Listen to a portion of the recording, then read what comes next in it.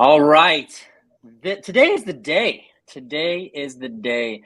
I'm super excited. This is something that has actually been months in the works. And we have before us today the 7 hacks to make home ownership affordable. We've all kind of heard some of the news stories that are going on. We're going to talk about that today. And we're also going to get into some of the solutions that are available that a lot of people may not be aware of as well. So I'm just really excited about that. My name is Brad Dohak. I'm the broker and owner of Gulf Point Properties, also the team leader for the Brad Dohak team. So I've been licensed here for like 16 and a half years at this point, which I feel like that's like a story of walking uphill in the snow both ways from school type of a situation. But it's been a while. It's been a minute, and so we've seen a lot of different things in the market over time. And I also want to introduce the co-hosts that have joined me this evening. So we'll start with Samantha. If you can introduce yourself, that would be amazing.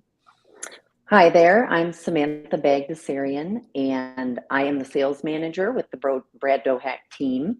I've been with Gulf Point Properties for 5 years and have done over 100 million in real estate sales volume. That's not bad for 5 years. Good job. Yeah, You just celebrated that. So it was just a couple of days ago that you had that 5-year anniversary. So congratulations on that. That's awesome. Thank you. And then we've got also with us Scott DiGregorio with Neo Home Loans. Thanks for being on here, Scott. If you can give us a little intro. Absolutely. I mean, first and foremost, I'd like to just celebrate the fact that I don't have the most complicated last name on the panel, which is a first. Yes. So I feel I like win. this is worth mentioning. I win. But, I'm Scott DiGregorio. I'm the branch manager of Neo Home Loans in Fort Myers. I've been in the business for 25 plus years, and super happy to be a part of this. I'm super pumped to share the information that we're sharing today. It's needed. That's awesome. And so it's not Scott DiGiorno, as a lot of people on my team have called you. It is not. It is not. Although that is one of the that is not one of the worst hacks that I've had people have done to my name. So I'll take it. Speaking of hacks, exactly. Exactly. Awesome. So one of the things that we're going to do as we kick this off is I think it's really important to understand what people are going through, what they're hearing, what they're going through. And as part of that, we're going to get also into what the real estate market is doing. And specifically, we're going to be dealing with here in Southwest Florida. That's our specific market. But I can say a lot of these things translate to other markets. So obviously this is going to be in a lot of different, YouTube, Facebook, LinkedIn, et cetera, is where we're broadcasting. And so if you are in a different market, I wouldn't say this is not for you, because the principles that we're going to be talking about apply anywhere in the country, and a lot of the market stats will be similar around the country. So even though we're going to be talking about Southwest Florida, it's something that I would definitely hang around for, because there's going to be a lot of nuggets that are usable that I think are going to be able to help a lot of people here in the future. So let's do it. We're going to jump in and work to provide as much value as we possibly can. So starting off, obviously, we already did our intros here, and we're going to get into what is the problem today. So buyers and sellers are seeing information about the upcoming market crash everywhere. Like, who has seen that in the news, or who has seen that on social media, or I don't know if you follow Twitter these days, which is amazing, by the way, but people are predicting and have been predicting for some time that there must be some apocalypse that is right around the corner. However, the problem is that only the headlines are read and the details is in the fine print. So unfortunately, it's leading a lot of people to make misinformed decisions that they might regret later. So as we get into it, we're going to talk a little bit about what we're actually seeing when it comes to the growing inventory and price reductions. So Samantha, if you can take us through some of these statistics, I think that's a really good foundation for where to start. Yes, absolutely. So since the beginning of this year, we have seen price reductions more than double in both Cape Coral and Fort Myers. What happens with a price reduction is a home goes on the market, and a lot of times in a market shift, the buyers have a better understanding of where the market's headed than the sellers do. A lot of times sellers will think, well, my neighbor sold their home in January for this amount, so I can list for that amount. And the buyers are out in the market every day looking at various homes, and they have a really good understanding of the market value. And so, buyers are not willing to pay those prices that we were seeing earlier at the beginning of this year. And so what happens then is the seller ends up having to drop their price to entice and try to get an offer. So we have seen price drops more than double since the beginning of this year.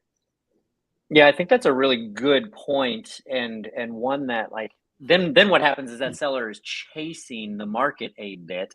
And so a lot of the things that we're going to be talking about today around affordability are how are things moving in the direction of helping the buyer, right? Because there are so many signs right now of a market that is heading in that, in that specific direction.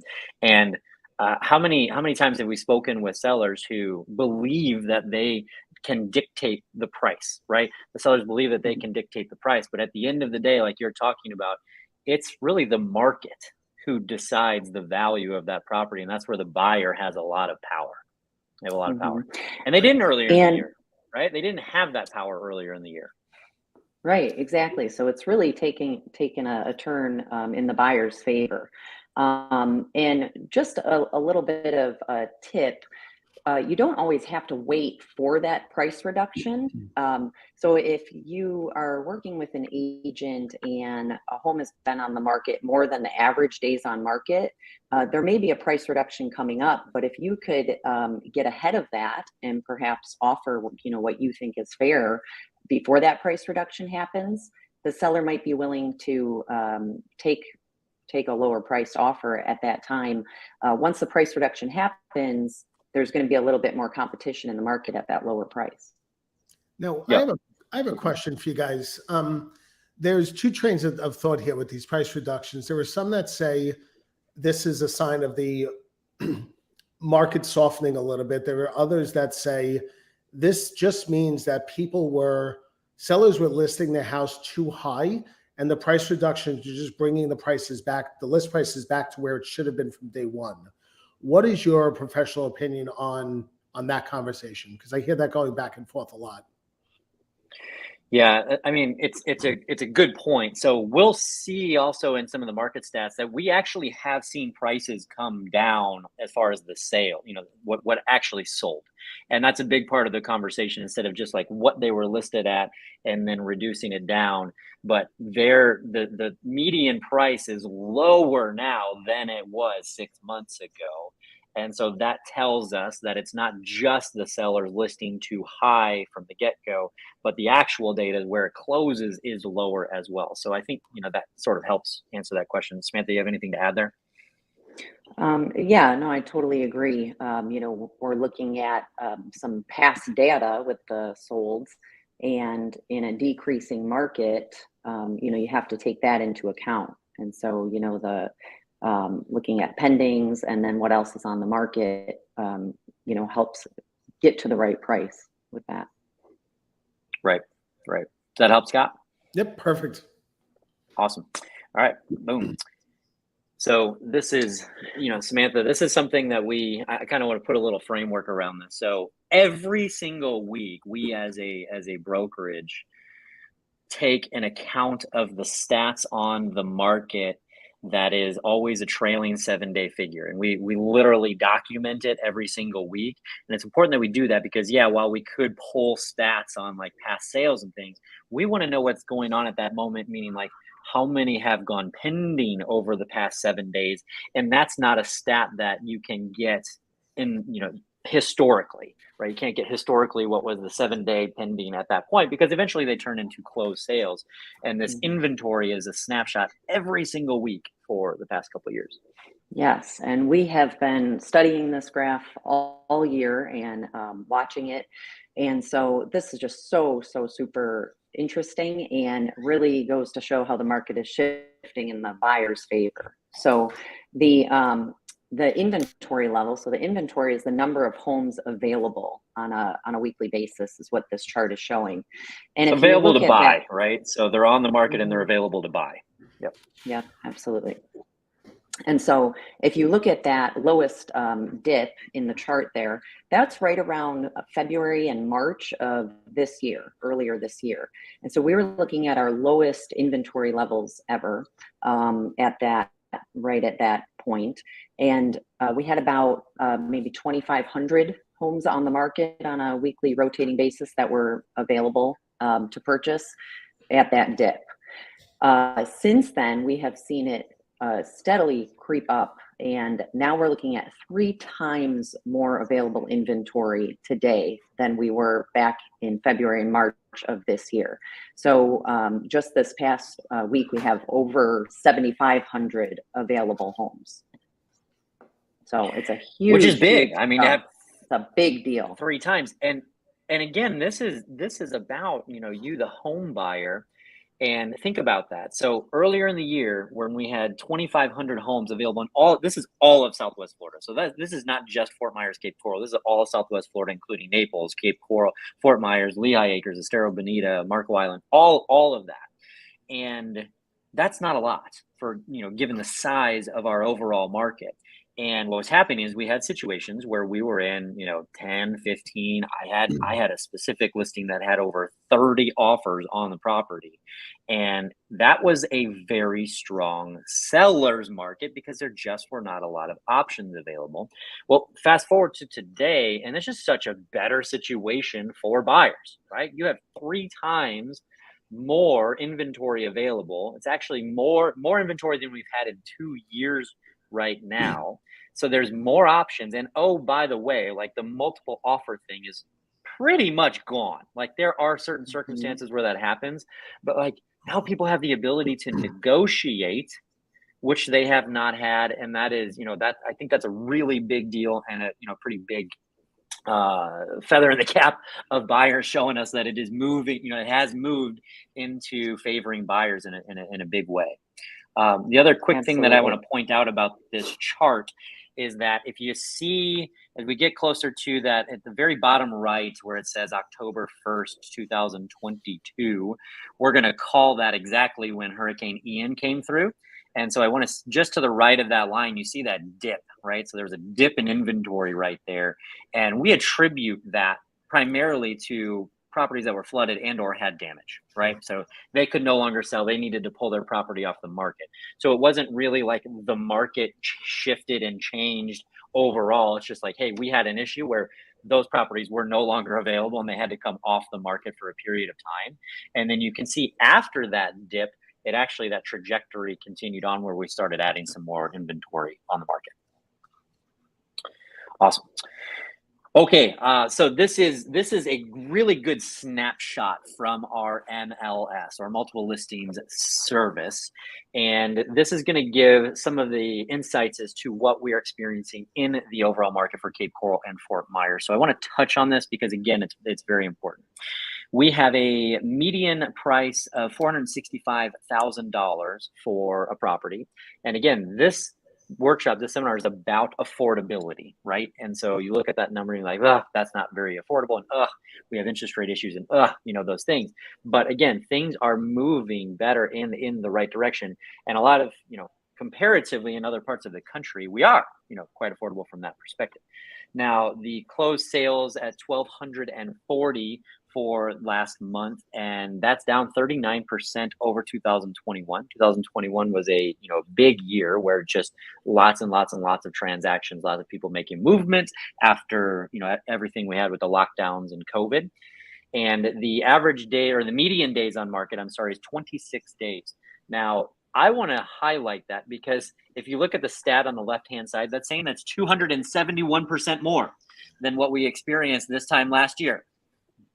That's a big number. That's a very big number. And so we were at a point where we were at 7 days, 8 days on market was the median time frame last year. So when you put a property on the market, you would expect those offers. And now you're the seller should expect to be on the market about 1 month before they get a contract, just because, you know, the market has shifted a bit. And like it used to be, if a property is on the market for 7 days, the buyers automatically thought something was wrong. You know, this place must be about ready to fall down because it should not be on the market after 1 week. And I want to set those expectations that when you are looking for a home here, like it's not a bad thing to have some days on market from a negotiation perspective. Because as that number grows, the seller starts wondering, am I going to actually have a buyer for my home? And they're much more willing to negotiate at that point. Then we go to the next spot here. 97.1% of the list price was received. So it's saying that the list price, we only went down about 3%, which is pretty average, like historically, that's about right. But that kind of sets the precedent as far as, you know, on average, sellers were willing to negotiate 3% off of their listing price. So we will work for and hope that you can get more. Some cases people do less, but we'll talk more about some of those strategies to come. Sold dollar per square foot, that's price per square foot, $268. We're not going to focus too much on that. New listings at 1,782. That's down from last year, which I think is quite interesting. And then this shows the inventory just in Cape Coral, Fort Myers. Again, overall, Southwest Florida, we're over 7,500 now. And then look at that, the month supply of inventory is 4.4. I want to highlight something here. Earlier this year, well, I want to make sure everybody understands what that stat means, month supply of inventory. So that means with the amount of available properties that we have, it would take 4.4 months, given the current pace of sales, to be out of properties altogether if nothing new came on the market. Okay. And so 4.4 months worth of supply, we look at this as this framework. 4 months is what we consider equilibrium in the marketplace, where it's not really favoring buyers, not really favoring sellers. If it goes less than 4 months, then we say that that's favoring sellers, right? There's less options that are available. And so therefore, buyers are willing to pay up. And so it starts to favor the seller and prices tend to go up.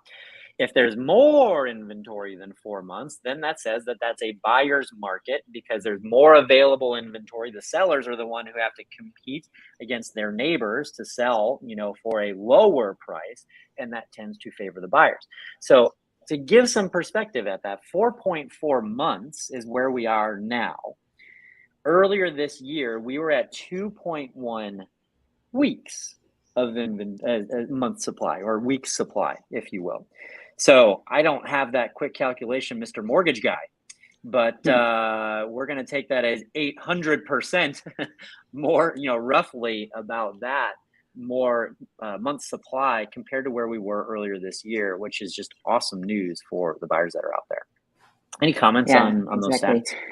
Well, and I think that month supply of inventory correlates really closely with the days on market. So the buyers have more choice in this market now. And so it's not this crazy frantic when a home goes on the market, it's going to be gone by the end of the week. And so they have to scramble and put in an offer right away and barely get a chance to see it. I mean, those were very stressful times for the agents too, but you know, for the buyers, having to rush and make decisions so quickly and everything.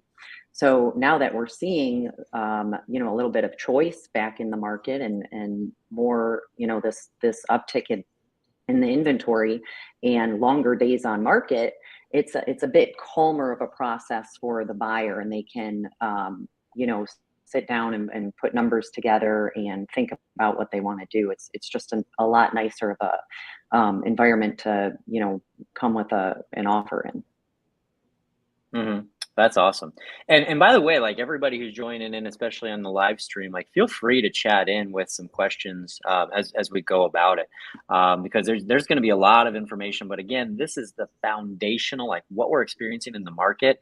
And I am super excited. I've been telling my team, like, this is amazing because these buyers have been, you know, if you were on that deal that had 30 plus offers, if you were one of the 29, like that was awful. That was not fun for 29 of those people. And for the one who got it, it wasn't very fun either, because I can promise you right now, they're probably regretting what they paid for it given the circumstances. So this is just amazing, exciting news for us in general on the buying front. So yeah, big deal there. All right, so go ahead. This slide kind of shares an interesting statistic that is sometimes not included in the discussion of the market, but this is a really interesting number. So we are seeing deals fall through at the fastest rate since 2020, so in the past 2 years. And what that means is, like, when a home is on the market and then it goes under contract and goes pending, but then something happens with that deal and it ends up coming back on the market.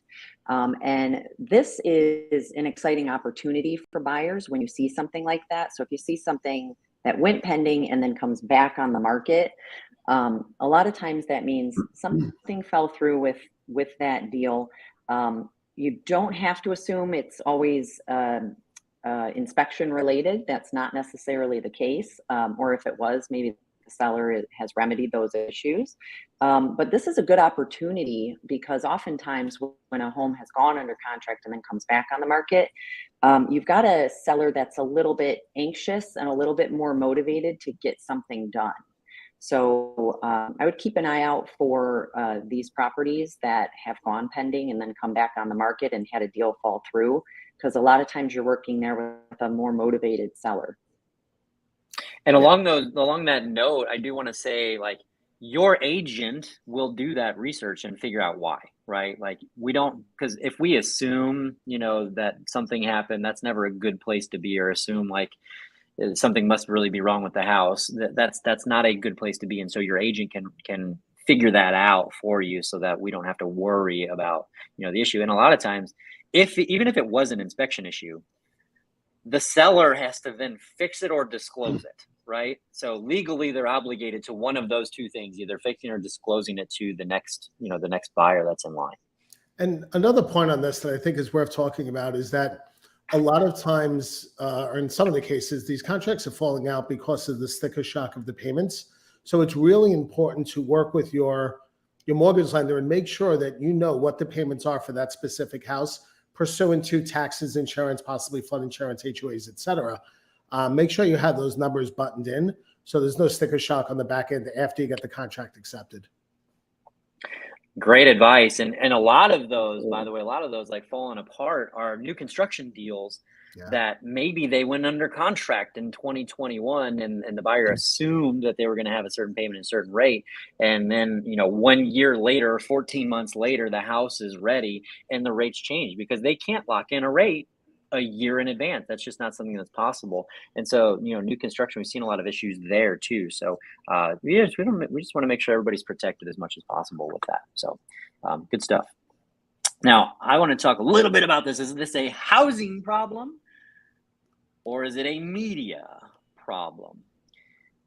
I'm surprised one of my YouTube thumbnails is not on here, quite frankly, because here's the deal. Like, we know everybody here is smart and intelligent and understands that the media, their job is to get people afraid, because that's when people pay attention, right? It's the simple dynamics of your instincts and survival mode and being like, oh my gosh, is this really bad thing happening? I must watch. And so, of course, if there's a shift at any point in anything, there are going to be extremes that are going to say that the ceiling is falling. The world, Armageddon is on the horizon, and it's all going to end in a fiery burn. And by the way, with my testing and measuring, fire absolutely does get clicks. So all thumbnails should have fire. We see Meet Kevin. I think you have fire on his. I think you have the most incredible thumbnails I've ever seen. They're always really, just really because well I done. Look ridiculous, and I look ridiculous in all of them. Yeah, pretty much. Yeah. So and something's always on fire. So exactly. Take this mug and then put fire next to it, and my goodness, the click-throughs. You know, Brad, it's interesting that you have that bottom left one about the housing bubble. Housing bubble just popped. I actually watched that video, and in the last, I forget, like 17 or 18 seconds, he actually says, "Now, for those of you waiting for prices to reach pre-pandemic levels, good luck, because you're fighting 150 years of economic data." So it's interesting when you push through the headlines and actually watch the whole video or read the whole article. The message is never as, I guess, doom and gloomy as the headlines make it appear to be. 100%. Yeah. The headlines are what get people hooked in, and that's what all of media needs for their advertising money to be coming in, is for people to engage, right? And so that's where we see a lot of that. But we're going to talk about a few other things that are going to further that point of like this. It's not going to go down that road. All right, supply and demand. It's all about birth rates. So this came from Scott, and I had not seen this prior to you presenting this to our team, and it shows a history of birth rates in the U.S. and goes through the generations that are there. And in this, the 33-year-old is marked because that is the average age of the first-time home buyer, right? 33 years old. And so we want to focus in right in here in Generation X. When they turned 33, that was in 2006, okay? So think about timing. I just want to think about timing. And so the birth rate was down very low just after 2006 for the 5 or 6 years after 2006.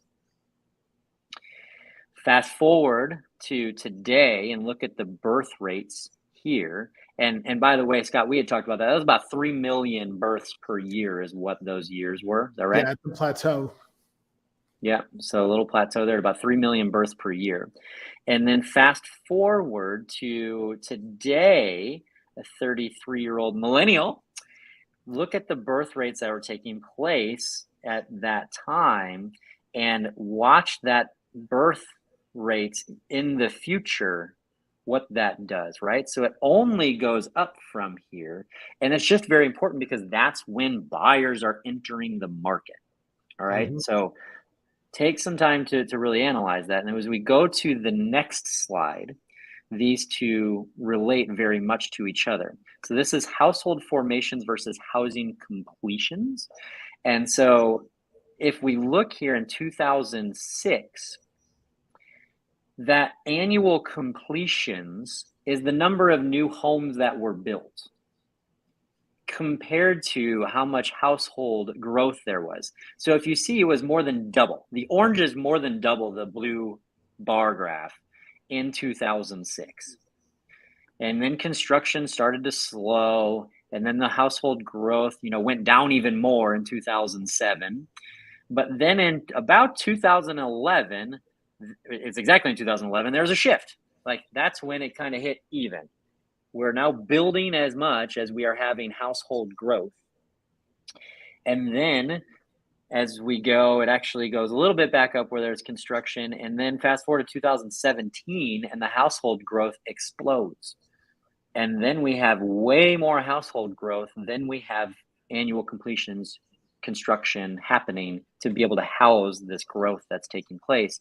And again, that correlates exactly to your previous slide, Scott, about what we should expect based on the birth rates. Yeah, I feel like the birth rates are is such a telling indicator, and I feel like it's something that's not focused on enough.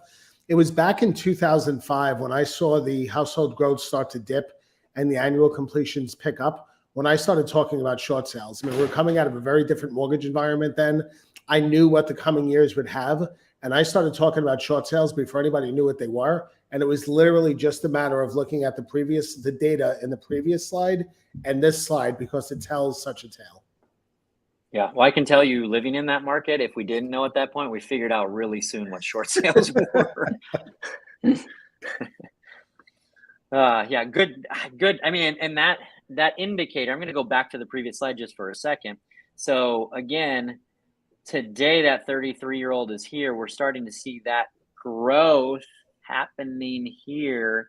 and that's continuing to go. So that, and what's his what's the chief economist's name? Starts with a Y for NAR. But anyway, he was talking about how we still need more homes. Like we need more homes, and that problem is going to continue into the future. Is what that appears. Yeah, and not to mention the impact that COVID had on the supply chain and the materials that the builders need. Yeah. And, now locally, we also have that issue amplified because of the storm. We've got that. It's just getting materials is causing delays and more problems with that new construction completion. You still can't buy a new construction inventory home. You still can't. Like, you still have to get in line and wait a year to get, to have a new home built. And so that tells you about the new construction backlog that's happening. And that kind of goes straight into the next point. Samantha, you want to present on that?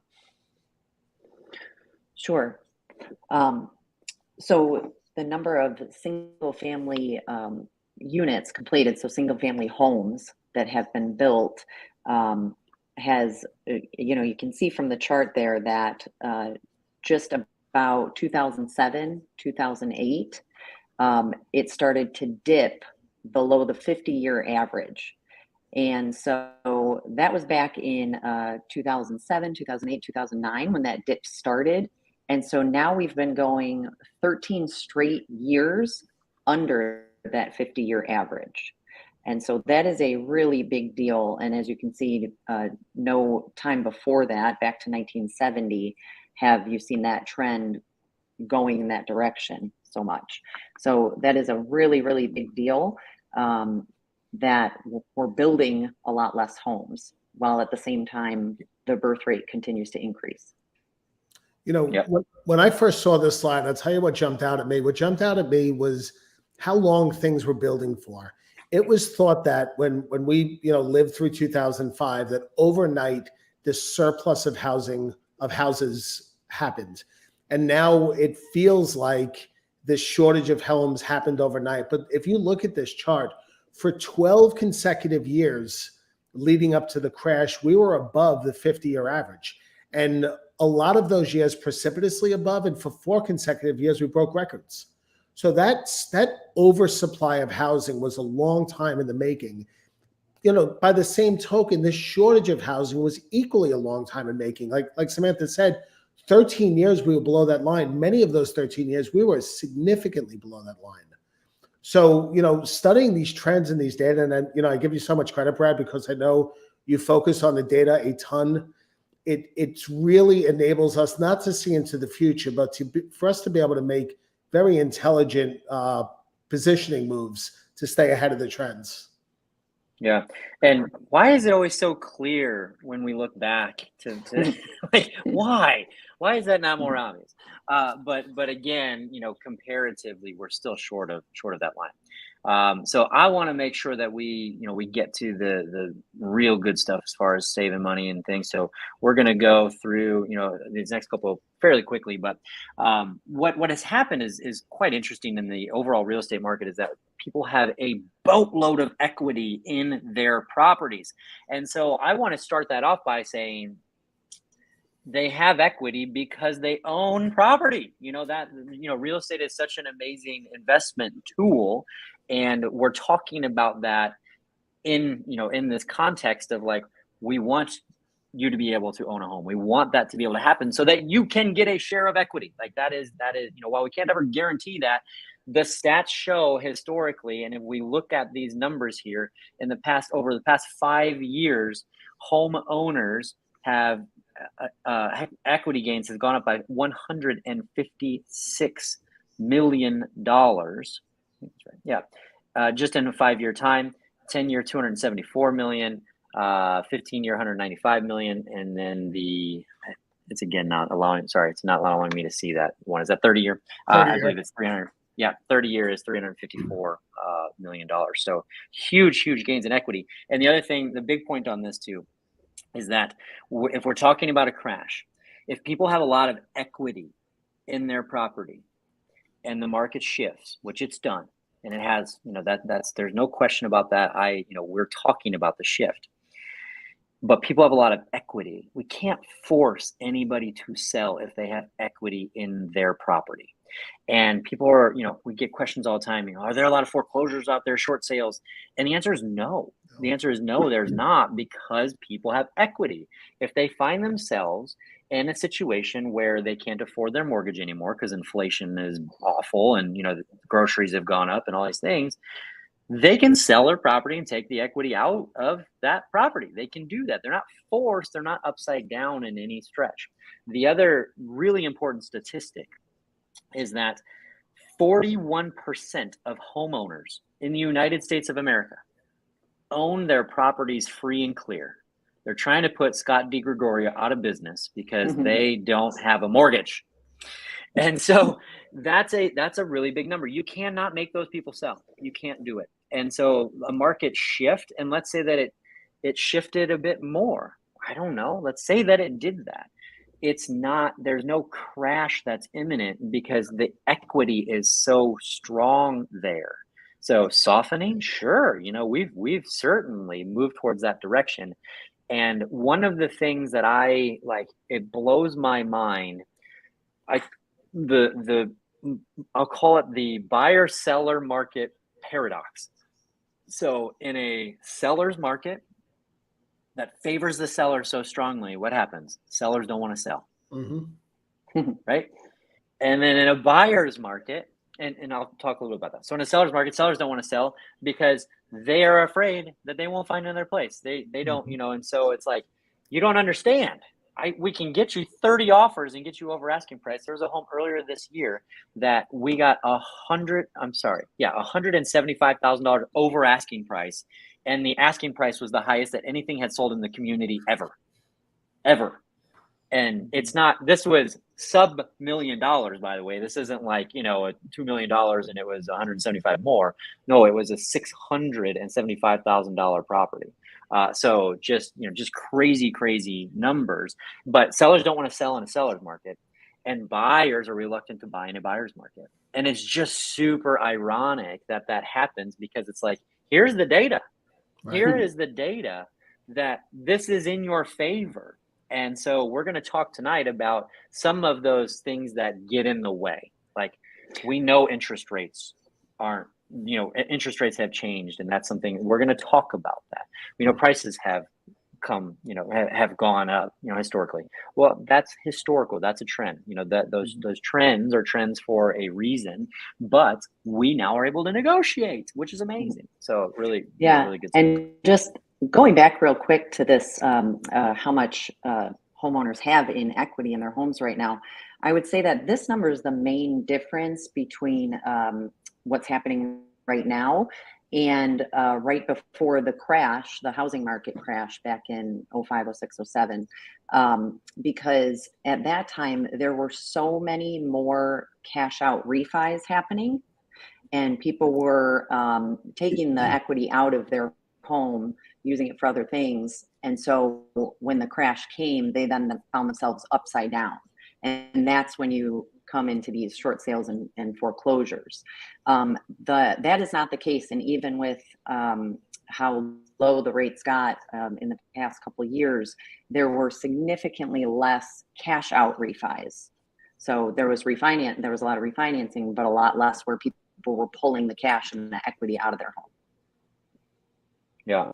One thing that I want to correct myself on, and it looked like you wanted to jump in on something there, Scott, give me a second, is that I said millions on this particular slide, and what I want to read this appropriately. So it's actually in 5 years, if somebody bought their home 5 years ago, that's saying that typically they would have $156,000 of equity in their property. So I was aggregating that, and that's not right. And if it was 10 years ago, they have $274,000 in equity in our market, and back up to 30 years, they have $354,000 in equity. So I wanted to make sure we got that correct.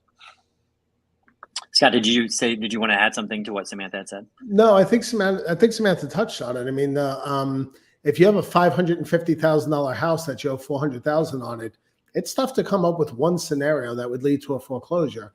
There's plenty that would lead to selling it, a million reasons there. But I agree. I mean, I couldn't agree more that this is like the key difference between now and leading up to the crash. And I know we're going to talk about some of the mortgage products difference, and I'll elaborate more when we get there.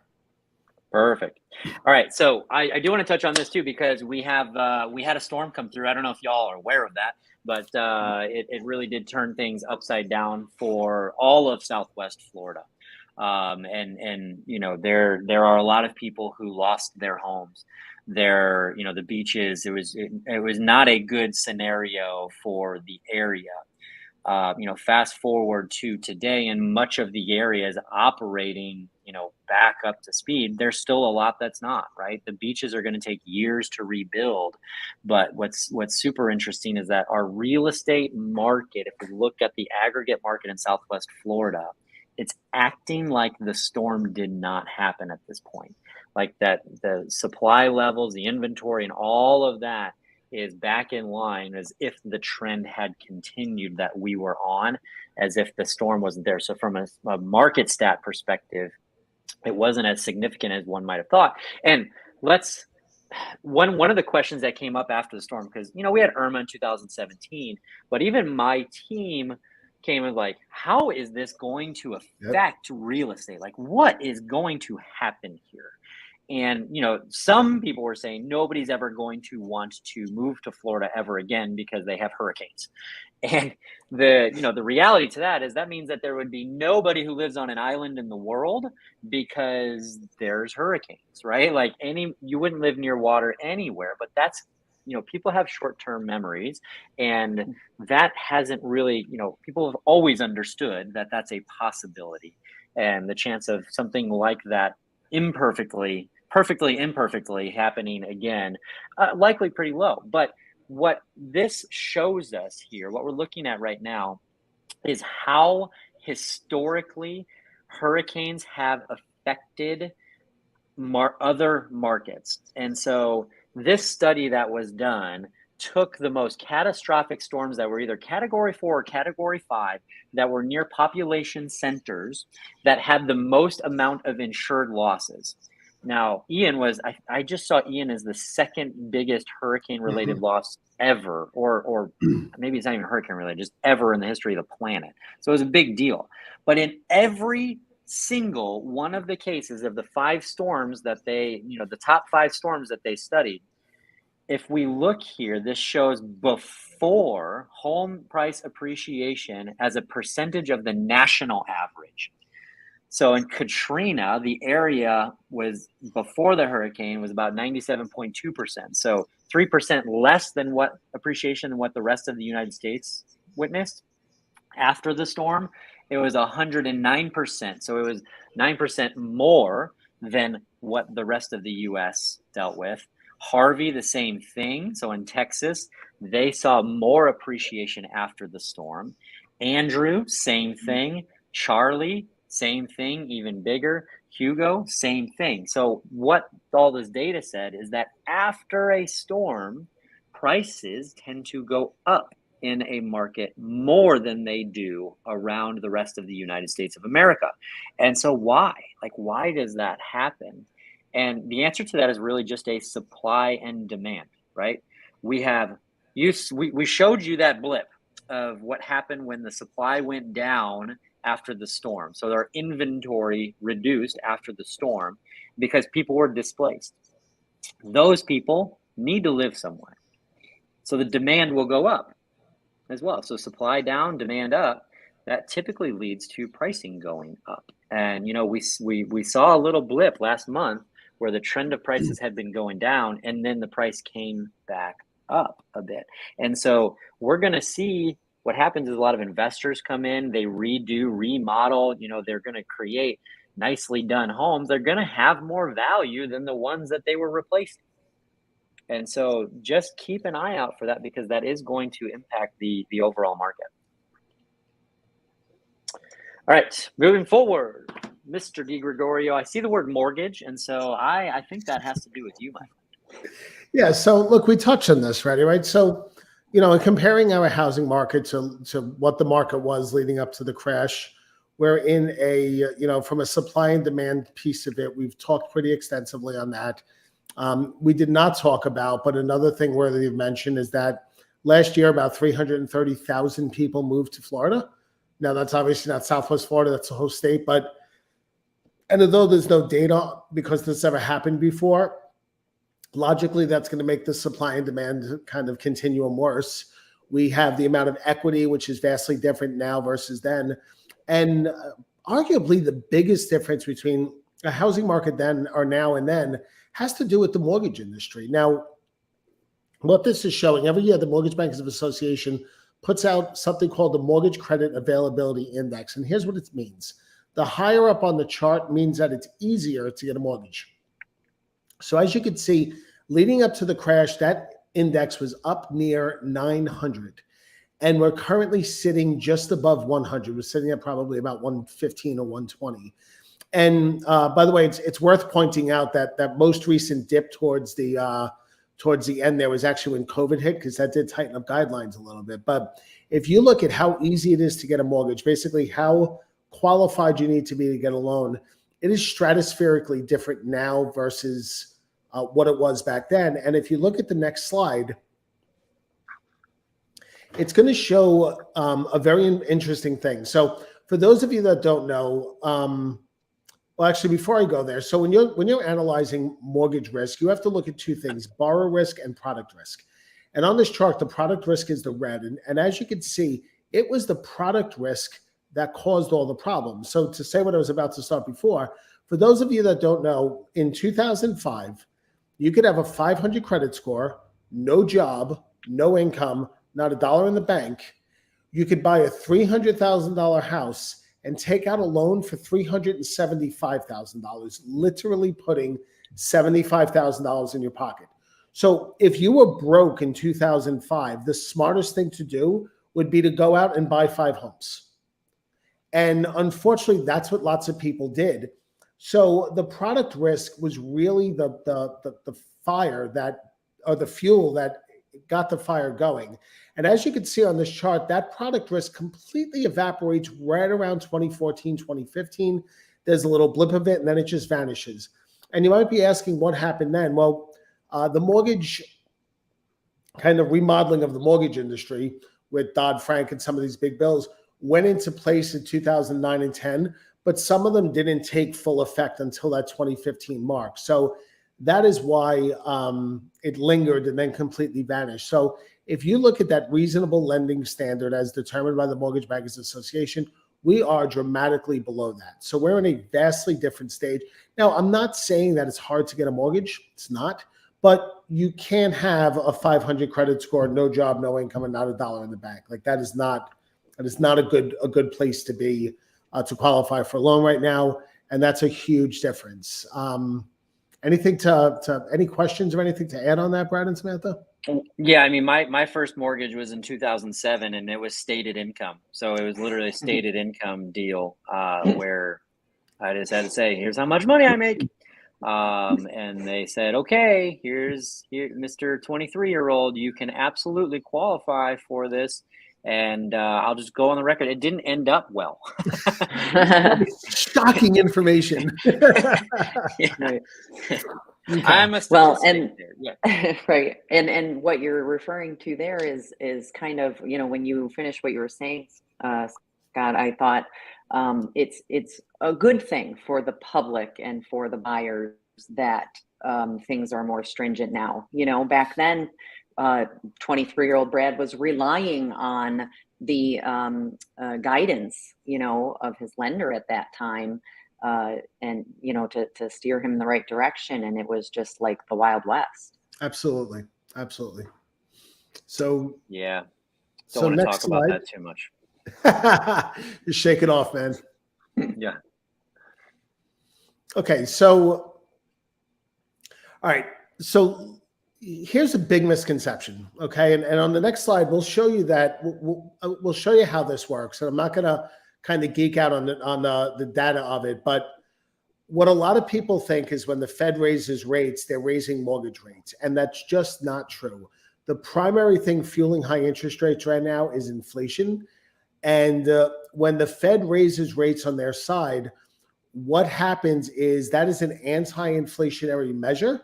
Therefore, mortgage rates typically go down, which is very counterintuitive and very different from what the media is saying. And on the next slide, you'll see what I'm talking about. I'm not going to kind of geek out on everybody, but all you need to know is this: higher on the chart is a lower interest rate. So as you can see, in between June and July, the red bars kind of plummeted down.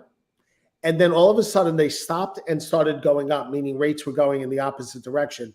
At that bottom point was when the Fed hiked rates. And then a little bit to the right of that, in between July and August, you also see that bottom trough.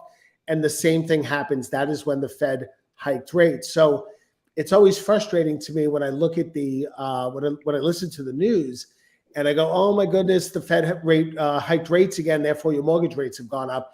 It's in many, many cases the opposite of that. Now, you might be asking, why is it not always the case? Well, sometimes the investment world feels that they didn't hike rates enough to properly curb inflation.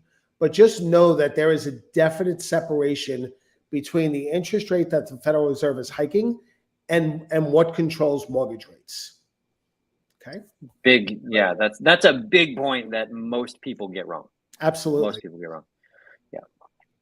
Okay. Now, so we're sitting here telling you that house prices are going to be stable. There's not this big crash, and we felt it would be valuable to get some data. So Zillow's predicting 11.6%.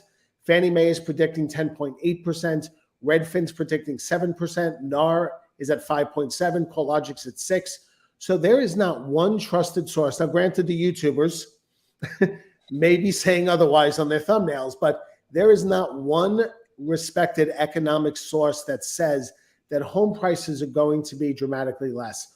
Are there little ups and downs and dips and troughs? Sure, that's how things work. But there is no data anywhere, because of everything we've talked about, that shows that we're walking into a kind of catastrophic housing collapse.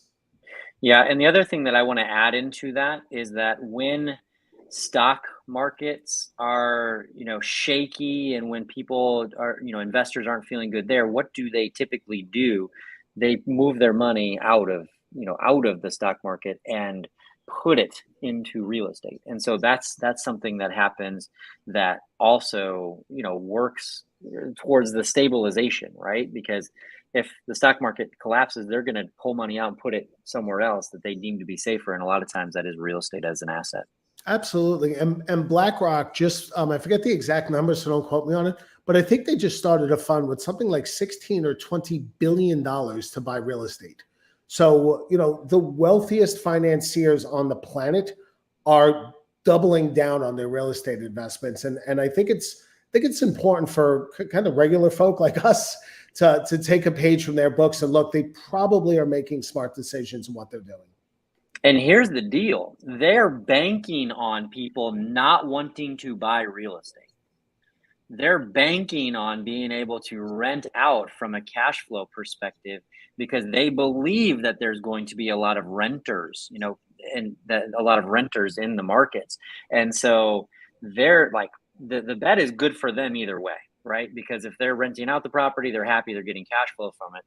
If people do buy, start buying more homes, then the value of that asset goes up by more, and then they're sitting in a good position there. So with that kind of cash, the tough part, and the thing that I've seen them misstep a lot, we've seen it from a lot of big corporations, is the actual management. Like if they use those properties for investment properties, mismanagement is a real terrible issue for them. Absolutely. Now, look, although we've talked about all the things we've talked about, the reality is this: from a much larger percentage of Americans than is historically the case, affordability is an issue. I have, in all my years doing this, I have never thought to myself as often, wow, you just can't afford to live here anymore. Because, it's not part of our presentation, Brad, but, you and I both know that the rental prices have gone absolutely bonkers. It's not like, hey, it's expensive to buy a house, so I'll just rent a house that's a lot less money.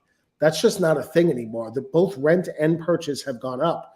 So although there isn't a housing problem, there is an affordability problem for a lot. But where I feel there's a disconnect sometimes is everybody, because we've been in such a long period of plain old 30-year fixed end of discussions. And no, I'm not discussing adjustable rate mortgages.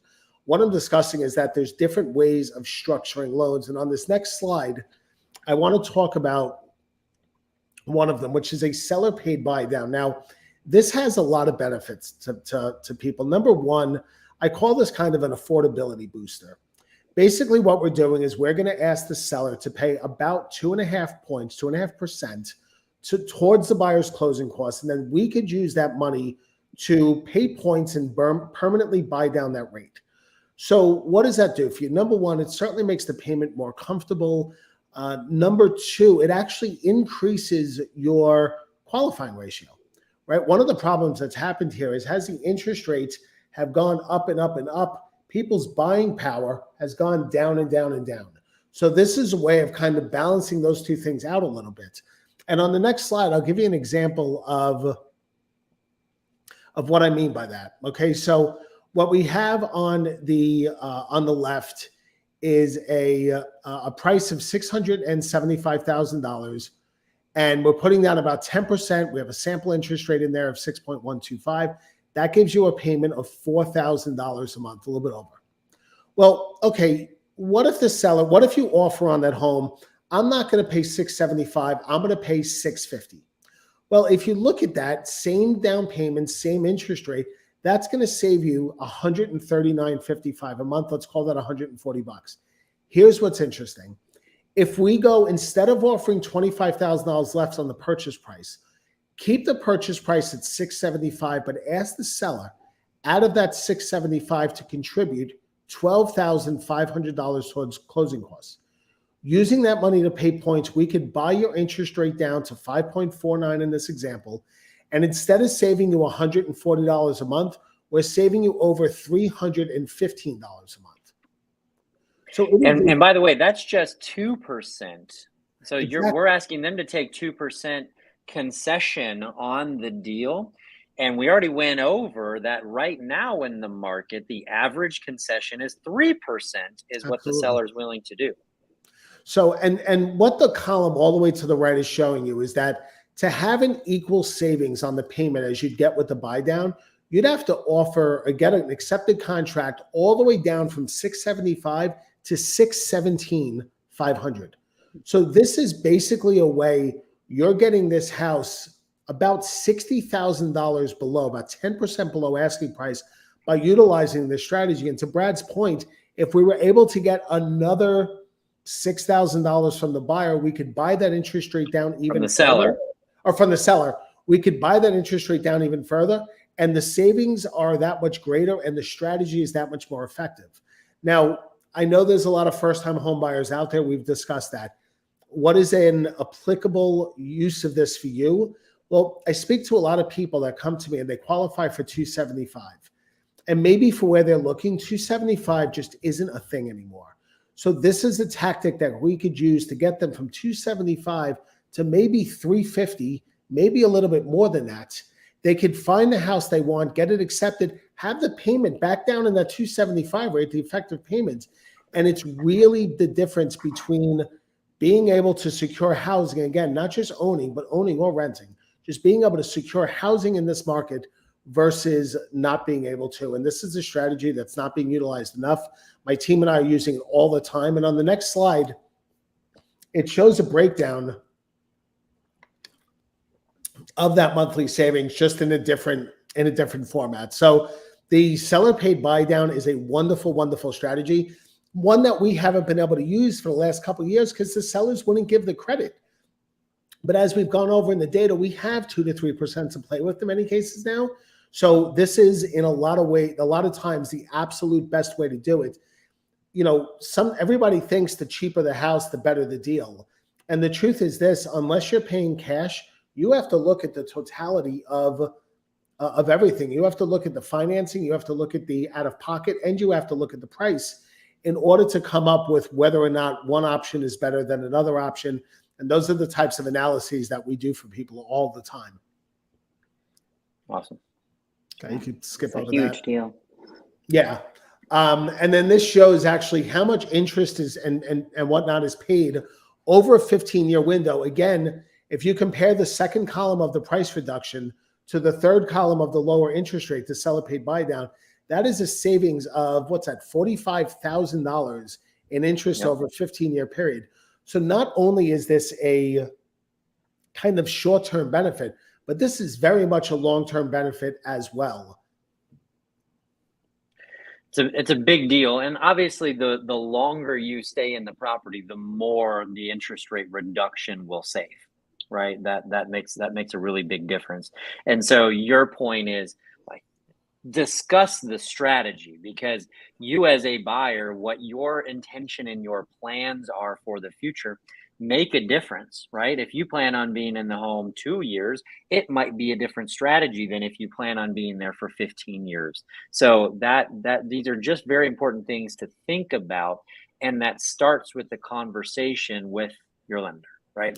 That's where that conversation starts. Yeah, 100%. and I think in a market like this, the click button get mortgage op solutions are they're just not sufficient, right? Like when we're sitting in a world with a 3% 30-year fixed rate mortgage and you're getting a refinance, fine. But this is a market now where a proper analysis, both on the real estate side, right? I know the analysis you do for people when you're getting ready to, discuss where an offer should go in, where is the right price. And the same thing with me on the financing end of it. We need a cohesive strategy, both short-term and long-term, and for all the parties involved to work together as a team. I don't think it's ever been more important than it is right now. Yeah, 100%. And I think it's really important to note too, like from the seller's perspective, it's way more attractive for them an offer of, going ahead and paying those concessions to buy down the rate rather than having to think about, accepting an offer. I forget what the previous slide said, but something at like 617 for a, at an asking price of 675. And so it's like the seller doesn't have to make up that huge difference. The buyer doesn't have to make up that huge difference. The saving is in what's not being paid to the bank. Absolutely. Absolutely. So the other point that I want to make on all of this, because sometimes when people see numbers, their eyes glaze over, and they lose their attention or their interest. And what I want to say about that is the real estate and the looking for homes, that is no doubt the fun part. So like Samantha and I, we've got the fun part of the business here, but Scott loves what he does and he has fun doing that. But this part, his part of that all, is such an important piece of the puzzle to help empower you as a buyer and us as agents to be able to do what's right by you. And so what's not necessarily important is like this exact example saving, this much over 15 years, as it is to understand that the principle exists and concessions are a thing right now where we can get sellers to pay. And that is a good recipe, again, shifting in the favor of you, the home buyer. So that's the big point that we want everybody to understand from what we're going over. Yeah, absolutely. And I think, Scott, you hit the nail on the head when you said, it's the difference between looking at homes that are listed at 275 versus if we can get you, up to something like in 350 range. Because in our market, that is a huge difference in condition and quality of home, and even just being able to find something, in that rate. So that is a huge difference. Absolutely, Samantha. And the other piece of it too, and I, we talk to our clients about this all the time. You get a house that's inexpensive. Maybe you have a sub $300,000 house, and if you're a first-time home buyer, most of the first-time home buyers I've worked with over the years, they don't have $30,000, $40,000, $50,000 to dump into remodeling the house. So in many cases, spending a little bit more money actually enables them to walk into a better financial position. Because worst case scenario is you walk into a home, you kind of use the majority of your money to get in the door, and then something's breaking there for right after. And those conversations we have with people all the time, sometimes spending a little bit more actually could save you a fortune. Good point. Good point. So next we've got that VA loan. Yeah, so it's a similar concept, right? Like a $500,000 house, 5.625 sample interest rate. You're at $3,400 a month. Price reduction will save you $170. However, taking a couple of points, 2.5 points in this, 2.5% off, which brings the rate all the way down to 4.5, saving them $350 a month. Essentially, you would have to buy that house for $448. So you'd have to drop the price just over 10% in order to have a similar savings. So this works with FHA loans, VA loans, conventional loans, kind of across the board. But this is the seller buy down strategy is really, really impactful for so many people that I work with in today's market. And some people may not be aware, and I'm not asking that we go into detail, but there are different types of loan. Like we talked about a conventional loan where you have a certain percentage that you have to put down.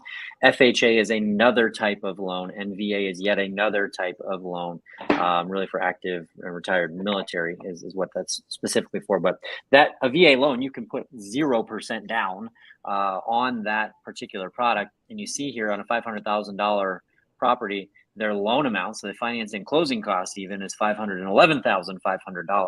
So there are ways for people to get into homes where they don't have to have a huge cash, surplus or savings that they put into it.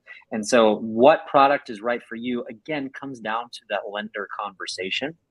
So don't worry about that too much right now, but just know a lot of people just go into it and say, I have to have 20% down. Like I need 20% down. And that's a misconception, especially for people who are buying a primary residence, because that is not necessarily the case. And in many cases, if all you have is 20% down, it's not a good idea to put all that 20% down, right? So we want people to have a safety net and not get themselves house poor or any kind of a situation like that.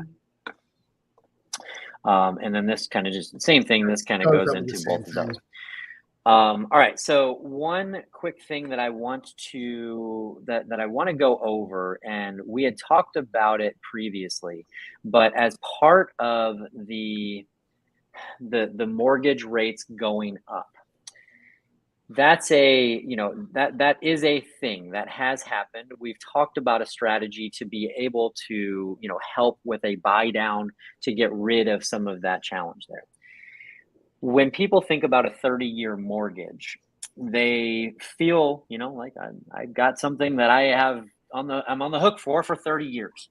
And the reality is that that's not the case. And so the saying goes, and to me, it's cliche because we hear it very often, but it's marry the house and date the rate, right? You can refinance in the future if rates go down. Now, we can't predict that rates are going to do, things one way or another, but what we can do is we can tell you what the guidelines have come out that tell, what they tell us. And so in that regard, earlier this year, Scott, brought this to our attention. This is on CNBC. You can look it up. We've got it right here, the CNBC. Mortgage rates will fall to 4.5% in 2023. That's the estimate from Fannie Mae, and here's what that means. So Fannie Mae gave guidance that rates will fall to 4.5% next year.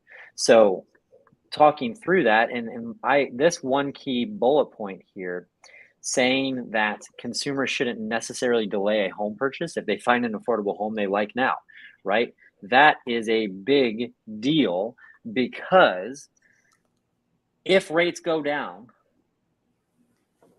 what happens?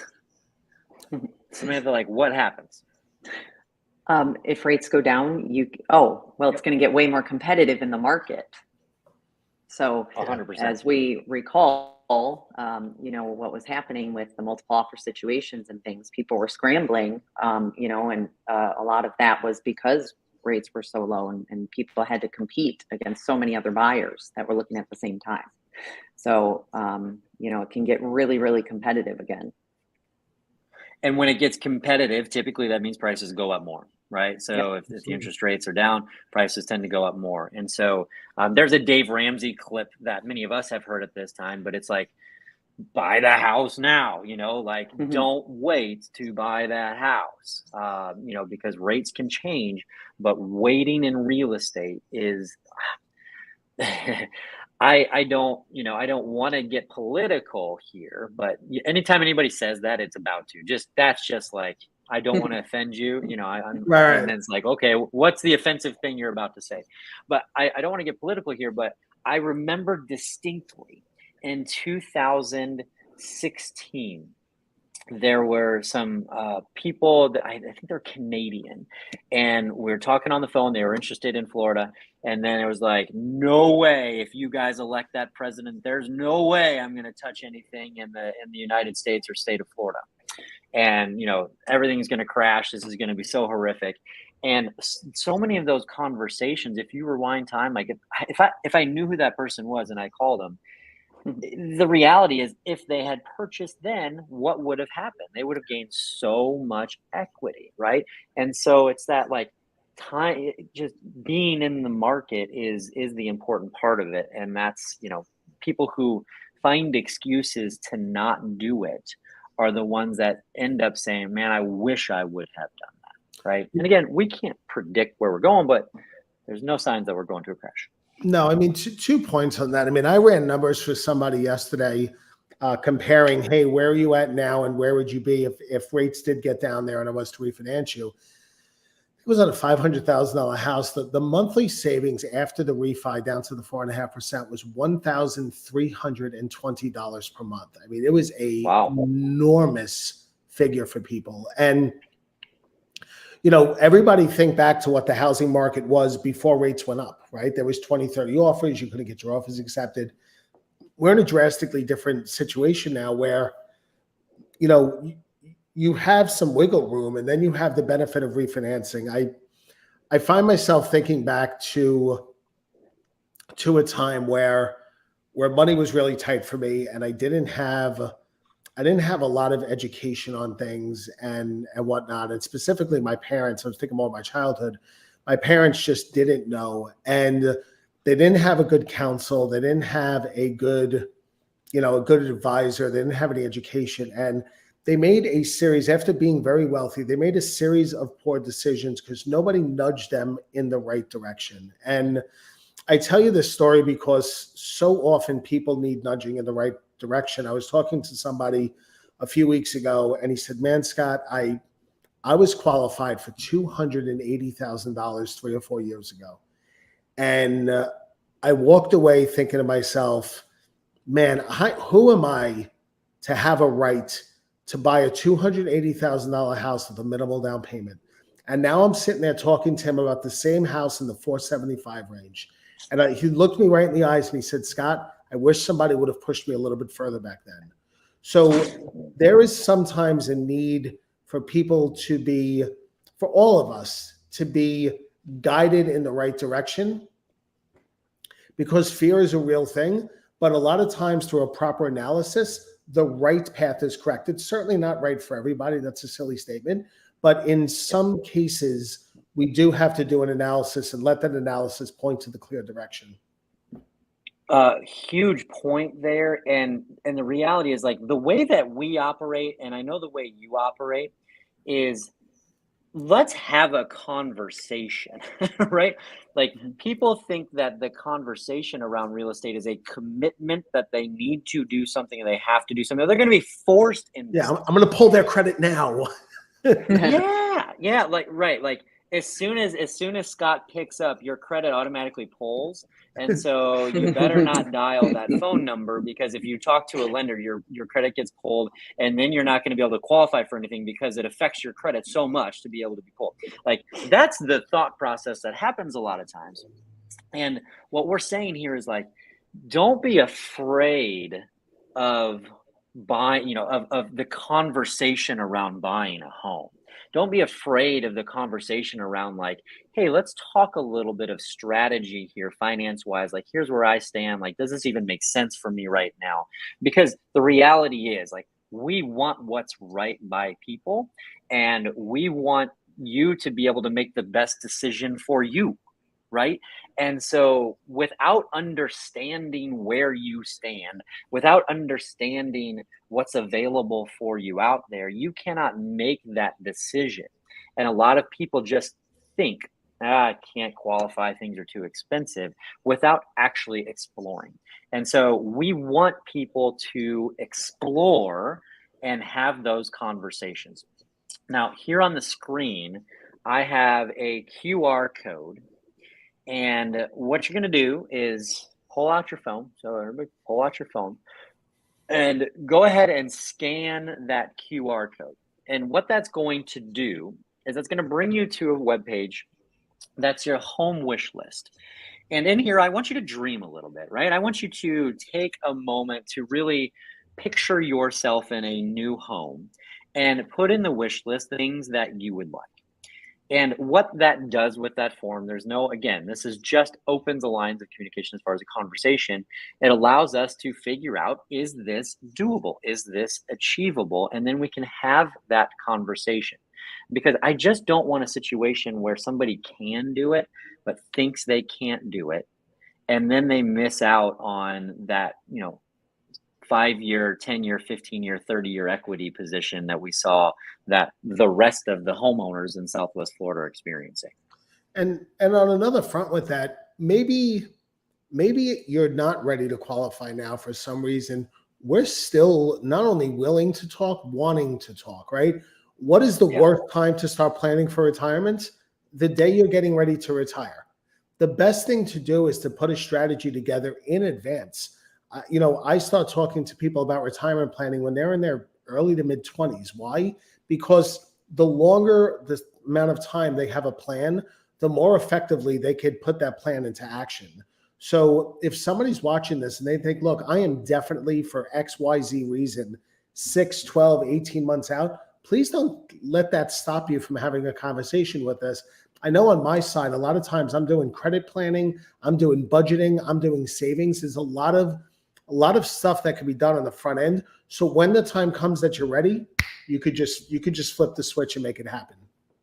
That's awesome. And how many times have we all seen where there's some like really insignificant medical bill that wasn't paid or something like that that's affecting their credit? And if they wait, if they wait to explore those things, that could be a problem, right? You can't find the home that you love and then go about having those conversations, because some of those things can take time and some proper planning. So that's awesome. All right. Thank you. Oh, this was very awesome. Hopefully you learned a lot there. Samantha, Scott, thank you for your contributions. There's even more to explore there. Like there's other tools that we even have access to. So we want everybody to have those conversations, scan that QR code, and then we can be in touch and have some meaningful conversations with me or my team, to be able to move forward, and also, with Scott as well. Awesome. Absolutely. Brad, thanks for Thank having you me. guys. Thank you, Brad. All right, you bet. All right, bye now.